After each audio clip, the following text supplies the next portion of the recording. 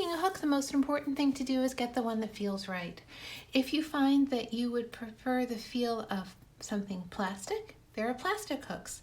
If you prefer to have a wooden hook, there are different types of wooden hooks. There are some that are like this one from Takumi, and this one happens to be a Tunisian hook, but it can be used for any kind of crochet. It's made out of bamboo, and it has a straight shank the entire length of it, which is great for Tunisian crochet, but it's kind of difficult to hold on to. There's this beautiful option from Furls. Furls hooks are, for the most part, either wood or they are resin. Some of them are composites, where the top piece here would be metal and the bottom half would be resin.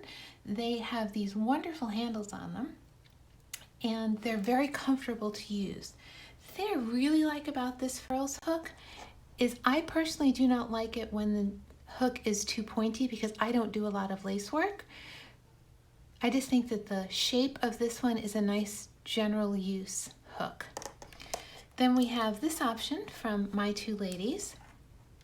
My Two Ladies hook is made out of rosewood. It too is a luxury option.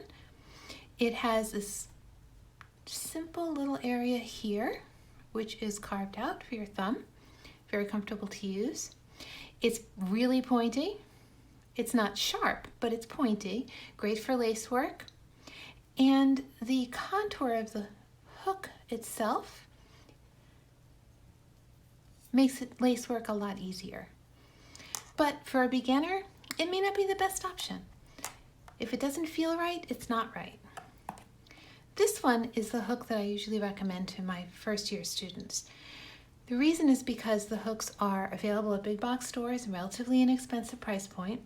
They are plastic and I believe aluminum, but light. So that's why I think it's aluminum. They have this area here that you can hold on to. So as you are learning how to crochet, you'll have this sort of, it's not sticky, but you'll have this little grippy spot that you can rest your thumb. Now on the My Two Ladies hook, they have this little cutout area.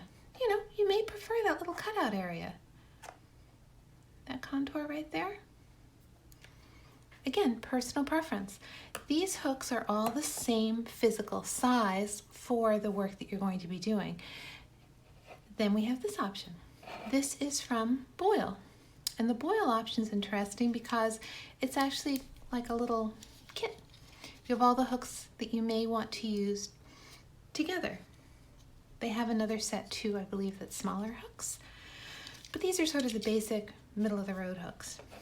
And then when you're actually going to pick out which hook to buy, if you have the opportunity to look at different hooks, maybe borrow them from your friends or ask at the knitting store where you pick up your hooks and your yarn. I'm sure that they'll be more than willing to help you with the purchase decision. So remember, it comes down to the material, the shape, the tip, and the contour of the hook.